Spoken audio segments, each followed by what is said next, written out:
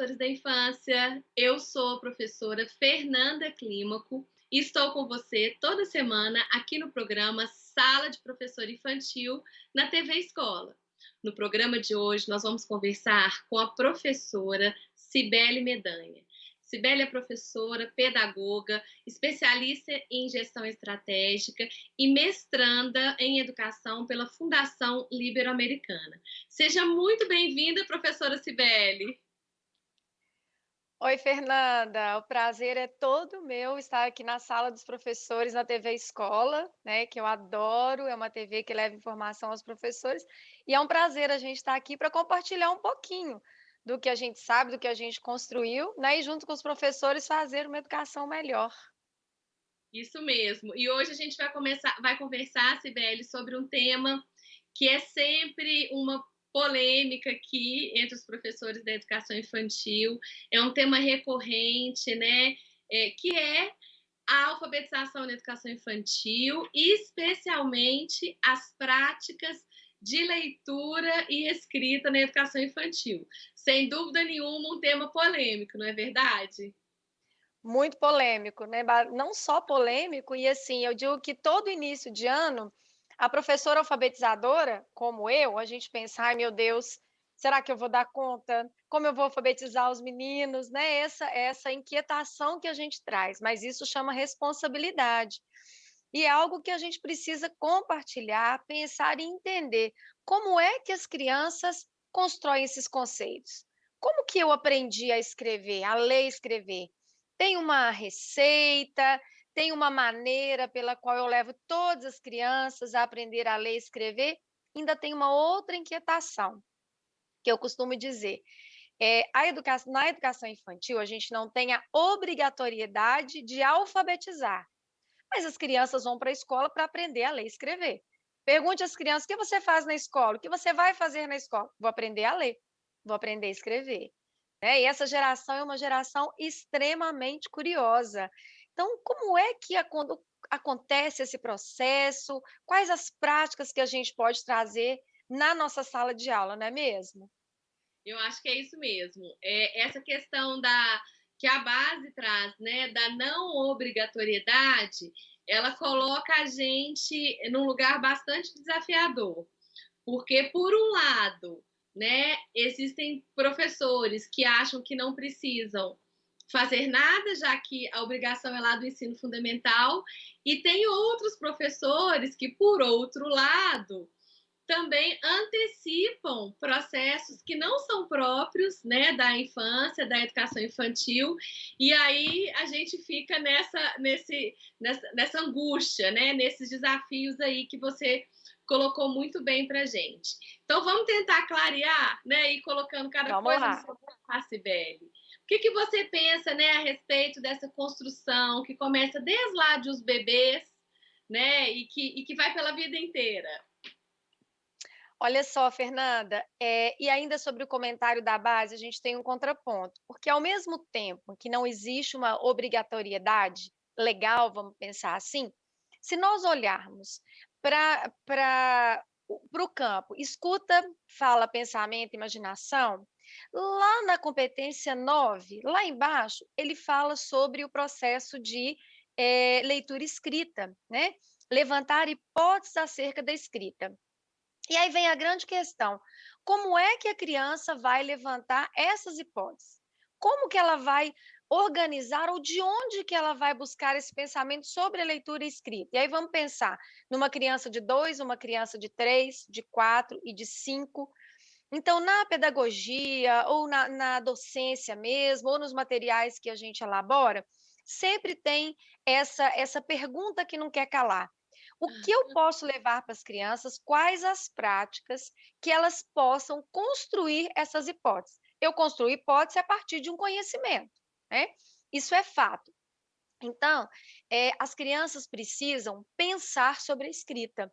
Elas precisam ter bons desafios que despertem a curiosidade delas, porque, como eu disse, elas são extremamente curiosas, e elas comecem a fazer as primeiras hipóteses. Ainda que seja, eu me chamo Cibele, mas a minha colega chama Cíntia. O C é igual. mas o som é diferente. E tem uma outra colega que chama Camila, que também tem o C, mas C de Camila e C de Cibele? Então, essas hipóteses é que fazem com que as crianças construam realmente o conhecimento acerca da escrita, não é, Fernanda? É o que eu penso. Então, a gente precisa levar as crianças a pensar. Elas precisam perguntar, boas perguntas, né? Olhar e dizer, olha, com que letra eu escrevo? Que letra é essa? Né? Quantas letras tem o meu nome? Eu sou menor do que a Fernanda. Então, meu nome tem que ser menor do que a Fernanda, o nome da Fernanda, ou não. Isso são hipóteses, né? Que elas precisam construir. A resposta elas vão construir. E acredito também, Sibeli, que elas vão construindo essas hipóteses, né? Elas começam a pensar sobre o sistema, né, o nosso sistema alfabético de escrita, a partir das experiências que os Com certeza. professores organizam, planejam, né, a partir da intencionalidade ali de que cada professor, né, tem na sua proposta, no seu planejamento, no seu projeto, para que realmente essas habilidades, essas competências, né, elas vão sendo adquiridas, elas vão acontecendo à medida que a criança vai entrando em contato com a linguagem, né? E o que você pensa sobre isso, Cibele? Isso mesmo, Fernanda. Eu vou usar uma citação da Magda Soares neste livro aqui, ó, Alfabetização, a questão dos métodos. É um bom livro para nós termos na nossa cabeceira, né, da cama de alfabetizador.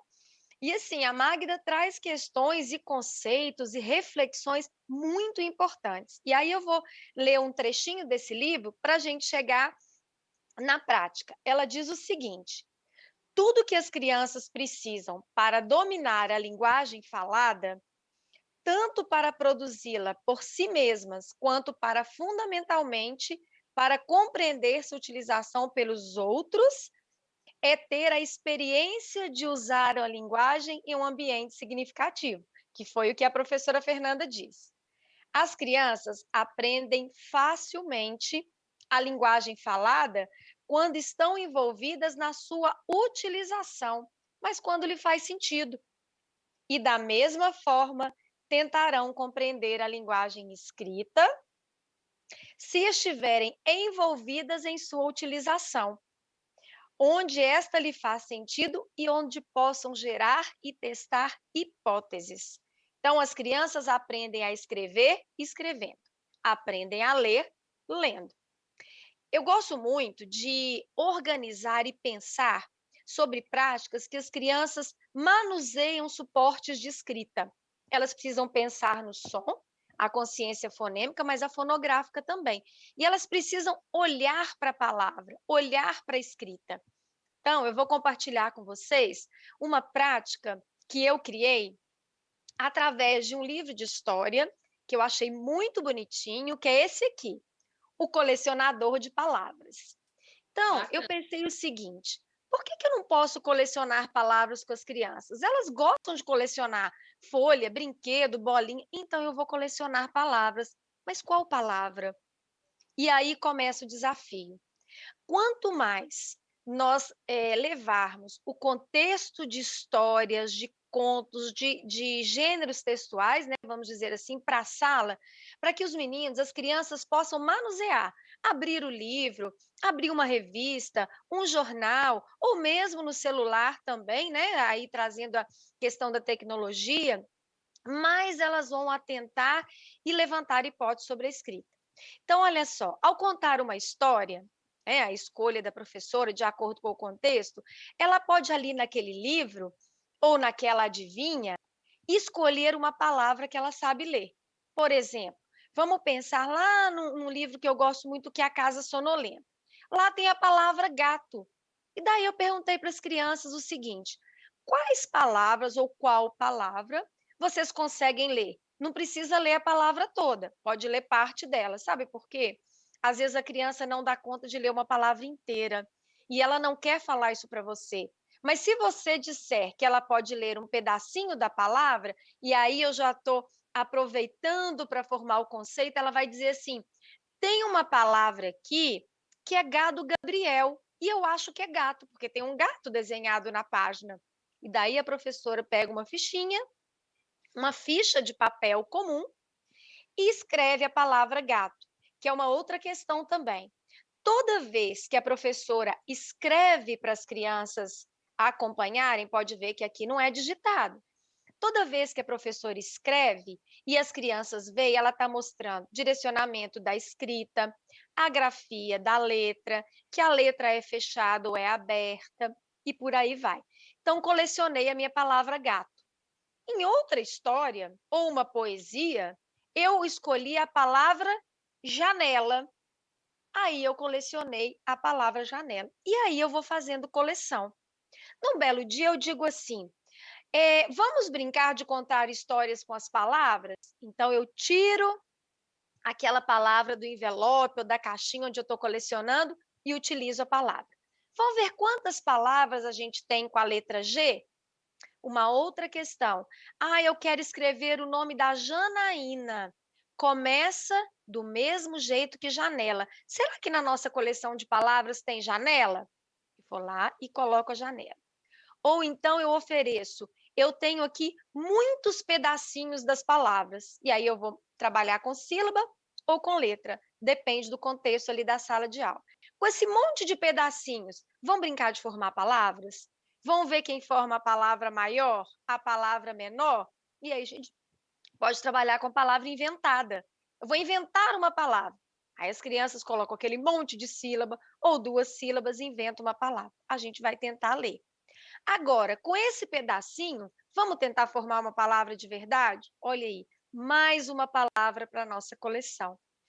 O que que eu estou convidando as crianças, Fernanda? Eu estou convidando as crianças a pensar sobre a escrita, a pensar sobre o som, identificar a letra que representa aquele som. Isso é um conceito de alfabetização, né? Um conceito que as crianças precisam construir, primordial para o processo de alfabetização. Isso. E interessante, Sibeli, que a gente vem falando aqui no programa, sabe? Sala de Professor Infantil já trouxe esse tema algumas vezes, mas a gente nunca entrou diretamente numa proposta prática. E aí eu acho que hoje fica a dica, então, né, para as professoras e professores que estão nos acompanhando, né, a ideia de uma coleção de palavras, de uma caixa, né, de tesouros, formada por palavras que façam sentido para as crianças, né? É uma excelente ideia para a gente começar, assim, a criar um repertório linguístico, a criar um repertório que, como eu disse, faça sentido para aquele grupo, né?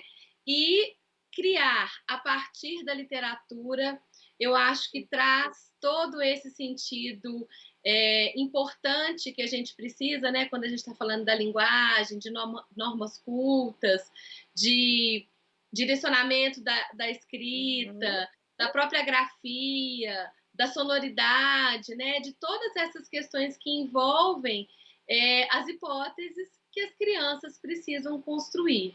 E aí, sem dúvida nenhuma, se a gente não oferece nenhum elemento, essas hipóteses não vão surgir do nada. Não, com certeza. E você disse, Fernanda, da experiência. E junto com a experiência, eu acrescento as boas experiências. Não são palavras soltas, né? Aqui a Magda Soares, você disse sobre contexto de significado.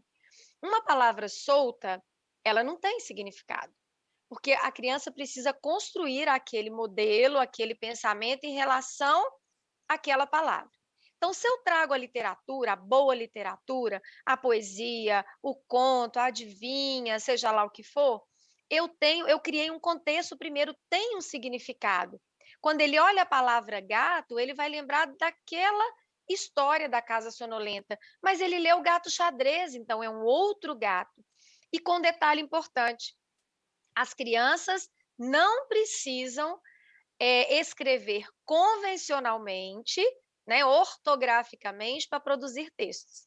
Elas podem formar, elas podem ser produtoras de texto dentro do contexto de construção da escrita, porque produzir texto é uma coisa, escrever é outra. O professor pode ser o escriba. Então, quando eu trago uma história legal, uma poesia, eu estou ensinando também as marcas textuais, o enredo, né, a rima da poesia, que também é um trabalho fantástico, né? E é importante. Será que os professores sabem por que a gente trabalha rima na educação infantil? Será pela musicalidade? Qual a importância da rima? Pode contar, Né? Sibeli. Posso contar? Olha Pode. só. E eu vou contar uma experiência para vocês como professora. Eu sempre trabalhei com a rima e percebi que as crianças construíam conceitos e evoluíam acerca da escrita a partir da rima. Mas eu acreditei que era uma feliz coincidência e realmente trabalhar com rima é muito legal. É uma brincadeira. As crianças brincam quando elas fazem rima, não é assim? E aí eu fui pesquisar, eu falei, mas por quê? Não pode ser só isso. Tem que ter uma orientação. E aí, Magda Soares me ensinou uma coisa: a rima é o momento em que eu tiro a criança do significado e do significante. E aí eu vou trazer para vocês um exemplo que é tradicional na alfabetização. Aquele exemplo do boi e da formiga, né, da Emília Ferreira. A criança ela quer escrever boi e formiga, mas como que a palavra boi é menor do que a palavra formiga? Isso não é possível, isso é impossível, né? No cenário infantil, o boi é enorme, a formiga é desse tamanho. Então, o nome da formiga tem que ser maior. Por quê? Porque a criança, ao pensar no boi, ela pensa no animal, o significado, né? Por isso, ela quer escrever o nome da formiga maior. Quando eu trabalho com a rima, eu tiro o foco desse significado para a criança. Eu estou dizendo para ela que eu quero prestar atenção no som. Pão, mão, né? Então, melancia, alegria, ela não vai pensar no real, no objeto real, mas ela vai se atentar ao som, porque ali é uma brincadeira com o som. Então, eu desenvolvo a consciência fonológica e a fonêmica ao mesmo tempo, porque eu vou escrever e registrar a palavra. Essa é a função da rima. Então, quando Sim. vocês perceberem que a criança ainda insiste, por exemplo, eu vou escrever o nome de uma pessoa menor que eu, que tem um nome maior. Como elas sabem que não dá para colocar a letra ali, elas vão fazer um pontinho, um desenho, uma flor, vão desenhar um bonequinho para crescer a palavra. Nesse momento, tragam as rimas e observem o tanto que as crianças vão evoluir. Tenho certeza disso. É verdade. Agora, Sibeli, para a gente conseguir, né, desenvolver todas essas estratégias que vão ajudar, né, as crianças também a desenvolver e elaborar hipóteses acerca da escrita e também sobre as estratégias de leitura, a gente precisa de estudar, né? A gente precisa de Muito. conhecer. Não tem como um Não. professor, uma professora se aventurar, né, no Não. ensino da linguagem sem ter um repertório, sem ter uma base teórica que sustente a sua ação pedagógica, né? Então eu fico pensando cada vez mais na importância do estudo, né? Esse programa é um programa que incentiva Sim. sempre, né, o estudo, a reflexão, a busca, a pesquisa dos professores da infância sobre os temas que a gente precisa desenvolver e trabalhar com as crianças, né? Então, achei muito bacana as referências que você trouxe, Magda Soares, sem dúvida nenhuma, né? Quando a gente fala das questões do letramento, da alfabetização, uma das maiores referências que a gente tem, né? E a possibilidade também de ir construindo práticas, né? E Sim, sim. desenvolvendo uma autoria, né? Isso eu acho fantástico. Quando você falou assim, eu vou trazer uma prática, né? Que eu inventei, uma prática minha, eu já fiquei pensando, eu falei, poxa, que bacana, né? Uma professora autora também daquilo que ela está fazendo, né? Eu sei que você também é autora de livros, né? Sim. Mas autora de práticas, né? As professoras precisam ser primeiro autoras das próprias práticas, não é isso? Com certeza, Fernanda. E como autora de livros, nenhuma das atividades que eu trouxe para o meu livro foram atividades que eu busquei aleatoriamente. Todas são das minhas experiências em sala de aula, né? A gente sempre. Então, o autor de livro é sempre alguém que veio da prática. E assim, a TV Escola traz essa contribuição para o professor, né? E o professor, ele é um eterno estudioso, ele é um eterno leitor. Então, a gente tem boas bibliografias, a gente tem o site do Ministério da Educação, que também traz muita coisa bacana, a TV Escola, tem um projeto chama Alfa Letrar. É um projeto que a Magda Soares desenvolve no município de Lagoa Santa, em Minas Gerais, com escolas públicas, que ela traz muitas ideias de prática. E a ideia da prática nossa, ela nasce de outra prática, né? Então, a gente constrói essas práticas, mas precisa da fundamentação, porque eu tenho que entender o porquê. Toda prática que nós elaboramos, que nós planejamos enquanto professora, ela precisa ter uma intenção, porque eu preciso saber onde eu quero chegar, e sabendo onde eu quero chegar, eu consigo avaliar os alunos, as crianças. Eu não consigo avaliar se eu não sei onde eu quero chegar, né? Eu trabalhei com rima, por exemplo, porque eu quero ver as crianças evoluir em relação ao conceito de realismo nominal, que é a história do boi e da formiga. Quando eu Aham. tenho isso claro, a avaliação ela se torna mais visível, mais transparente. A evolução e desenvolvimento das crianças, ela fica transparente à nossa frente. Então, o estudo, o planejamento, isso tudo precisa fazer parte do repertório do professor. Todo professor é autor, autor da sua própria prática. Mas tem uma prática da minha colega que eu achei super bacana, eu não posso repetir na minha sala? Pode e deve. Se fizer sentido, deve, mas naquele momento você recria em cima daquela prática, porque tem sempre uma criança que vai tirar o seu chão. A gente chega lá com o material todo bonitinho e ela pergunta algo que você fala, poxa, e aí? Então, a minha sugestão também é, Fernanda, que as professoras criem perguntas, façam perguntas para elas mesmas. Como eu fiz? Por que eu trabalho a rima? Não pode ser só por isso. Mas eu não sei responder. Convide um colega para pesquisar, manda um e-mail para a gente, né? Converse conosco, busque outros professores e vamos responder essas perguntas juntos. Nós precisamos criar perguntas para a gente responder e para poder investigar. Isso mesmo. E aí, aproveitando, Sibeli, que você trouxe essas ótimas referências acerca da construção da leitura e da escrita, vou deixar também uma referência de um projeto que é muito bacana, o projeto Leitura e Escrita, um projeto que também foi desenvolvido pelo MEC, em parceria com a Universidade Federal de Minas Gerais, com a Universidade Federal do Rio de Janeiro. Projeto Leitura e Escrita na educação infantil, também como referência para todas as professoras e professores ampliarem seus conhecimentos, né, acerca da construção da linguagem. Que a gente sabe que ler e escrever, né, existe todo um processo anterior, né, de construção da oralidade, da evolução do desenho, das próprias experiências culturais que a criança vai construindo ao longo da educação infantil, até ela conseguir organizar, né, todo esse pensamento, todas essas vivências em palavras, né? Eu acho que é isso, né? Também. E além disso, Fernanda, ainda tem o CEALI, né, que também é da UFMG, que é o Centro de Leitura e Escrita, que tem belíssimas produções e autoria. E você falando disso, eu lembrei sobre o nome, né? A gente está falando aqui de coleção de palavras, mas nos 2 e 3 anos eu começo a trabalhar com o nome. Por que eu começo a trabalhar pelo nome? Primeiro, é uma palavra que está em todo lugar e é uma palavra de significado. Vamos pensar, se eu tiver uma cadeira e colar uma plaquinha cadeira, a criança não precisa ler cadeira para sentar. Ela sabe que a cadeira é para sentar. Então, ali não tem tanto contexto e significado. Mas se eu pedir a ela, vamos cada um pegar a sua cola ou a sua caixinha de tinta, porque agora a gente vai fazer uma atividade, ou pegar o seu envelope ou o seu lanche, lá tem o nome dela. O nome, uma palavra que tem tanto significado pessoal, emocional e que tem uma função social. Eu preciso ver o meu nome em alguns objetos porque é assim que eu identifico. E o nome é uma palavra estável, é um modelo de escrita estável. Por quê? Essa Cibele aqui não vai trocar o nome dela, o meu Cibele é com C, a vida inteira vai ser.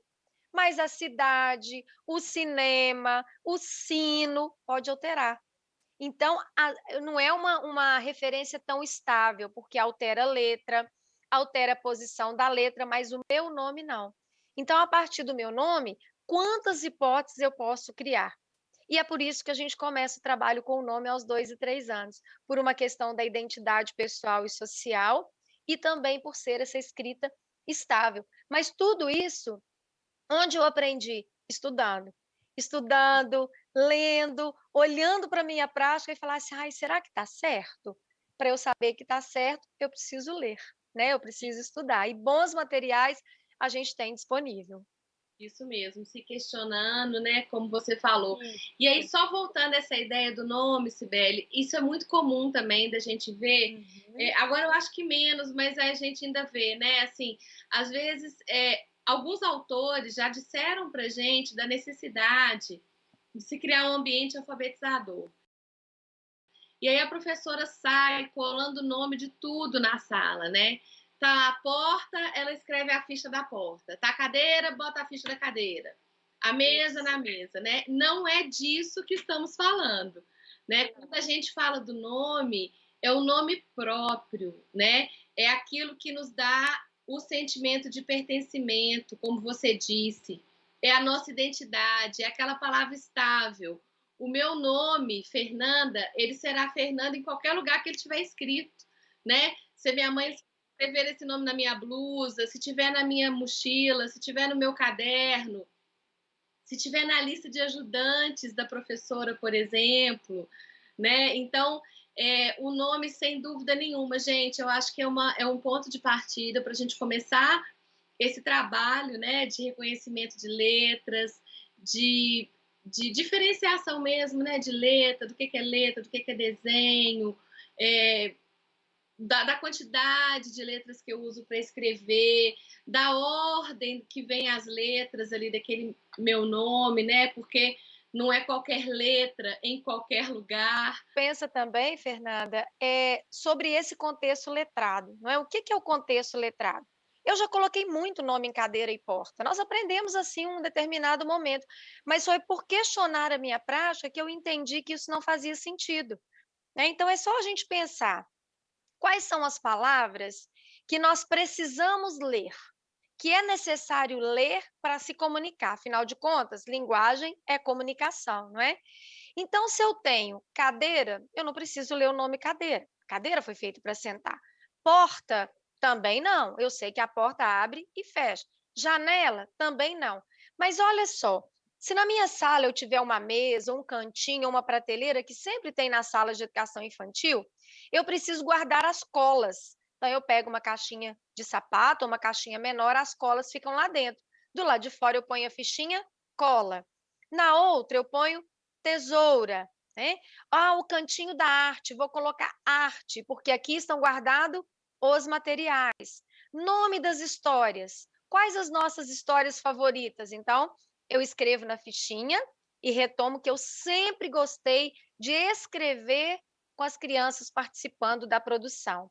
É muito melhor do que levar digitado, porque aí eu estou trabalhando esses conceitos, como eu já disse antes, direcionamento da escrita e tudo mais. Então, essas fichas com informações que eu preciso ler é que formam o nosso contexto letrado, não é? Ah, vamos colocar uma caixinha, então, dessas de supermercado, não precisa ser nada tão elaborado. Vamos pintar, chama os meninos para pintar com uma tinta guache, decorar, e vamos colocar ali tudo que a gente gosta de ler. O que é esse tudo? É livro de história, é uma revista, é um jornal da cidade que tem uma informação importante, é uma campanha de vacinação, que eu estava passando na rua, recebi um folheto, por exemplo, sobre a campanha da gotinha, que as crianças precisam vacinar, não é? É uma folhetos de supermercado que tem fruta, essas coisas, que às vezes eu vou recortar para fazer um trabalho, mas ali tem uma letra, ali tem um número. Então, tudo que se pode ler, Isso, que tem a necessidade de buscar informação, este é um contexto letrado. Isso é letramento, não é? com certeza.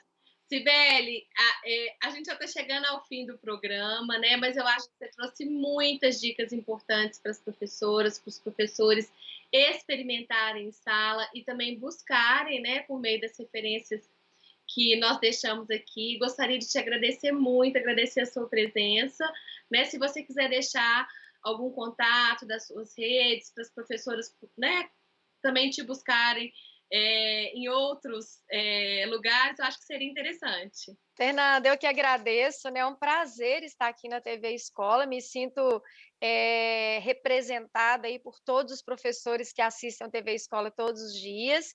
Podem me procurar. Meu Instagram é Cibele Mendanha, tudo junto e minúsculo.